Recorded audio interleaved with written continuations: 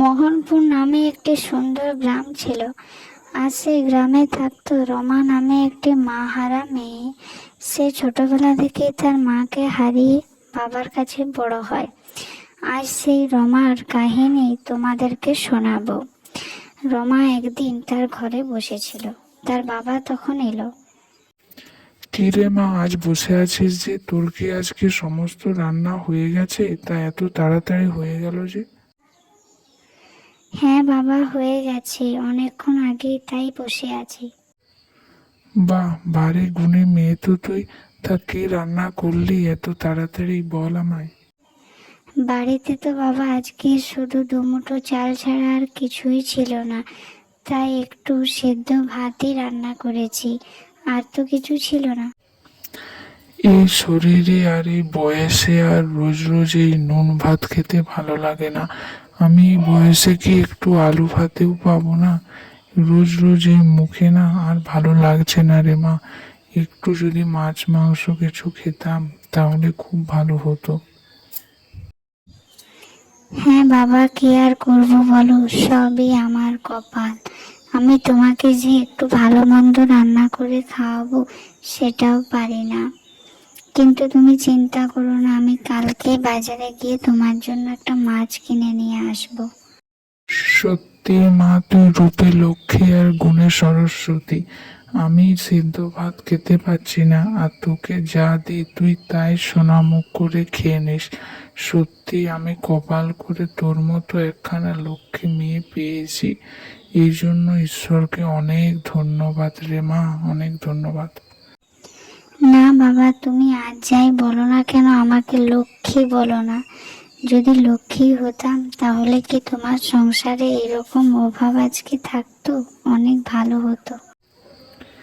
যা মা যা, আর কথা বাড়াস না, অনেক বেলা হয়ে গেছে।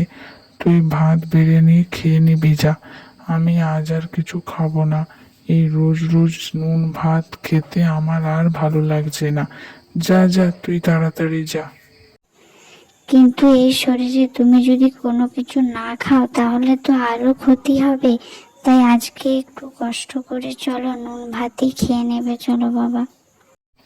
তোকে যে আর কি বলি মা, বলার কিছুই নেই। হ্যাঁ, যদি কিছু না খাই তাহলে শরীর আরো খারাপ হবে বই কি, কিন্তু তাও খেতে ইচ্ছে করছে না রে। তাহলে তুমি যদি না খাও আমিও কিন্তু খাবো না, ঠিক আছে? তাই চলো ঝটপট, তুমি কথা না বাড়িয়ে হাত মুখ ধুয়ে এসো, আমি খাবার বাড়ছি, ঠিক আছে? দেরি করো না কিন্তু, তাড়াতাড়ি এসো। এই বলে রমা সোজা রান্নাঘরে চলে যায় তার বাবার এবং তার জন্য খাবার বাড়তে। রমা খাটে বসে বসে কালকে কি রান্না করবে সেই নিয়ে চিন্তা করতে থাকে। কালকে দেখি পিয়ার কাছে যে টাকা পাই তাতে বাবার জন্য মাছ নিয়ে আসবো। কে রে মা, তুই এখনো ঘুমাসনি? জেগে আছিস কেন সারাদিন এত কাজকর্ম করে? যা যা, ঘুমিয়ে পড়, বিশ্রাম নে কেমন। হ্যাঁ বাবা, এই যে ঘুমিয়ে যাব এরপর। তা তুমি কি জন্য এখনো জেগে আছো? যাও, তুমিও শুয়ে পড়বে, যাও। আর আসলে আমি ভাবছিলাম অনেকদিন ধরেই তো তোমার জন্য মাছ রান্না করতে পারিনি, তাই কালকে বাজার থেকে একটা মাছ নিয়ে আসবো। কি দেখ কপাল আমার মা, আমি সত্যিই তোকে ভাগ্য করে পেয়েছি। তুই আমার জন্য কত ভাবিস। তুই চলে গেলে আমার যে কি হবে, আমাকে যে কে দেখবে, আমি সেটাই ভাবি রে মা। কেন বাবা, আমি আবার তোমাকে ছেড়ে কোথায় চলে যাব? আরে পাগলি, তোর তো এবার বিয়ের বয়স হচ্ছে নাকি? এবার তো তোকে লোকের বাড়িতে চলে যেতে হবে বিয়ে করে। সেটাই বলছি আর কি। তোমাকে তো আগেই বলেছি বাবা, আমি বিয়ে করব না, আর তোমাকে ছেড়ে কোনোদিন কোথাও যাব না। আমি তোমার সাথেই থাকবো আর তোমার খেয়াল রাখবো সারা জীবন ধরে। ধুর বোকা মেয়ে কোথাকারের, এসব কথা আবার ভাবতে আছে নাকি? পাগলি একটা তুই, নে যা ঘুমিয়ে পড়, আমি আসছি কেমন। এরপর রমা ঘুমিয়ে পড়ে। পরের দিন ভোরবেলায় রমা উঠে পায়ে হেঁটে বাজারে যায় এবং সে ঠিকই করে নেয় যে আজকে সে পিয়ার কাছ থেকে 10 টাকা নেবে এবং বাজারে বাবার জন্য একটা মাছ কিনবে। এই যে কাকু, মাছের এখন কত দাম চলছে, আমাকে একটা ভালো দেখে রুই মাছ দাও তো। রুই মাছের এখন অনেক দাম, তাই তুমি মাথা নিয়ে যাও। রমা মাছের দাম শুনে চমকে গিয়ে সে একটা মাছের মাথা নিয়ে বাড়িতে ফেরে। কে রে মা, কি রান্না করছিস আজকে? একদম সারা ঘর তো তোর রান্নার গন্ধে ভরে উঠেছে। এই যে বাবা, তোমার জন্য আজকে একটু মাছের মাথার শাক দিয়ে চচ্চড়ি রান্না করেছি, দেখবে খেয়ে কেমন হয়েছে। আচ্ছা তাই নাকি? তাহলে আজকে তো খুব ভালোভাবে খাওয়া হবে, যাই তাহলে চানটা করে আসি। সত্যি রে মা, আজ দুপুরে যা খাবারটা খেলাম না, একদম জমিয়ে খেলাম। কতদিন পরে এমন মাছ খেলাম রে।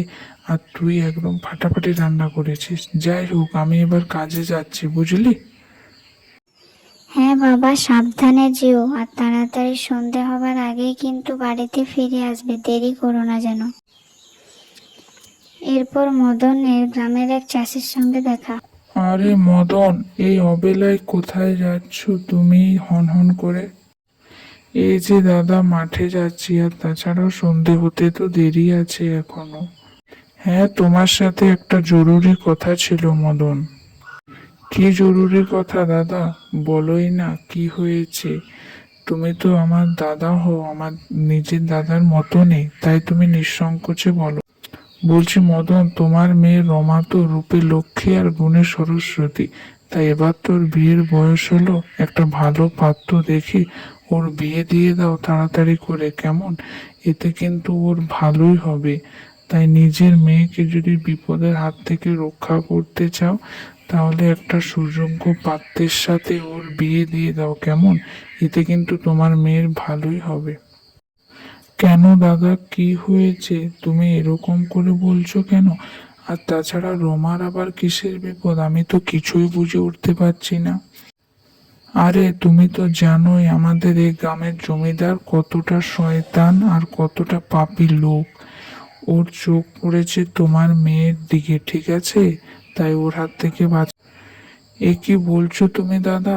ওই পাপী জমিদারের এত বড় সাহস, ও আমার মেয়েকে বিয়ে করবে? হ্যাঁ, মাথা ঠান্ডা করো মদন, আর নিজের মেয়েকে ওই শয়তানটার হাত থেকে বাঁচানোর জন্য শিগগির তুমি একটা পাত্রের ব্যবস্থা করো। আর খুব তাড়াতাড়ি দেখবে জমিদারের লোক তোমার বাড়িতে যাবে। ঠিক আছে? তুমি কিন্তু ঠান্ডা মাথায় তাদেরকে বুঝিয়ে বলবে। হ্যাঁ, কিন্তু আমি তো এই কথা শুনে আর নিজের মাথা ঠান্ডা রাখতে পারছি না। আমার ওই ফুলের মতো মেয়ের দিকে জমিদার এরকম কুদৃষ্টি দিয়েছে। হ্যাঁ, কিন্তু ঠান্ডা তো রাখতেই হবে মদন। আর তাছাড়া তুমি কি এ ব্যাপারে কিছুই শুনোনি? গ্রামে তো কানাঘুষো সমস্ত কিছু সবাই শুনছে, কিন্তু তোমার কান অব্দি কি এই কথাগুলো পৌঁছায়নি? এখন তো আমি পৌঁছে দিয়েছি, তাই তাড়াতাড়ি তুমি যাও আর নিজের মেয়ের জন্য সবার প্রথমে একটা পাত্রের ব্যবস্থা করে তাকে বিয়ে দিয়ে এই গ্রাম থেকে অন্য গ্রামে নিয়ে যাও, কেমন? হ্যাঁ দাদা, তুমি একদম ঠিকই বলেছো, ওর হাত থেকে আমার মেয়েকে যা হোক করে আমার বাঁচাতেই হবে। কয়েকদিন পরে জমিদারের লোক মদনের বাড়িতে এলো। কহে, কেউ বাড়িতে আছো নাকি? তাড়াতাড়ি একবার এসো। এ কি, আপনি কি এত সকালে এ বাড়িতে এসেছেন? বলুন, কি প্রয়োজন আমার সাথে আপনার? আমাদের গ্রামের জমিদার আমাকে পাঠিয়েছে। ঠিক আছে, আগামী 10 তারিখে আমাদের জমিদার মশাই আপনার মেয়ে রমাকে বিবাহ করতে চান। আর তাছাড়া রমাকে তিনি অত্যন্ত ভালোবাসেন, তাই আপনি বিয়ের সমস্ত ব্যবস্থা করুন। নিজের কানেই তো শুনলি মা, এরপর আমি কি যে করি আমি তো কিছুই ভেবে পাচ্ছি না রে মা। কোনো একটা উপায় তো আমায় বার করতেই হবে। ওই শয়তানটার হাতে তো আমি তোকে এভাবে শেষ হয়ে যেতে দিতে পারি না মা। কিছু একটা করতেই হবে আমায়। না বাবা, তুমি কোনো চিন্তা করো না, আমি ওই জমিদারকে বিয়ে করব।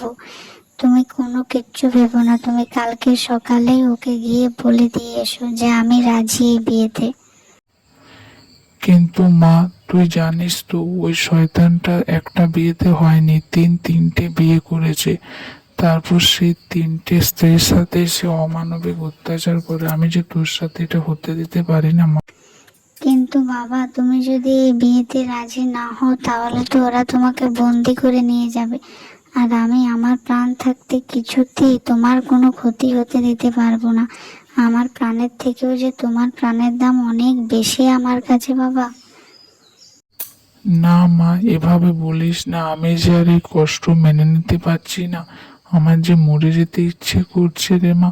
আমি কিছুতেই আমার জন্য তোর জীবনটা এরকম অন্ধকারে অনিশ্চয়তার মুখে ঠেলে দিতে পারি না মা, কিছুতেই না।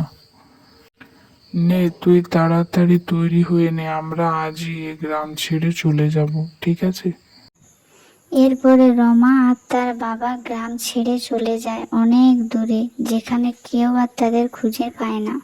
সত্যি এভাবে যদি প্রতিটা মেয়ে তার বাবাকে তার পাশে এমন ভাবে পায় তাহলে মেয়েদের আর জীবনে কোনো কিছুই লাগে না। তাই প্রতিটা ঘরে এরকম বাবা আর মেয়ে জন্ম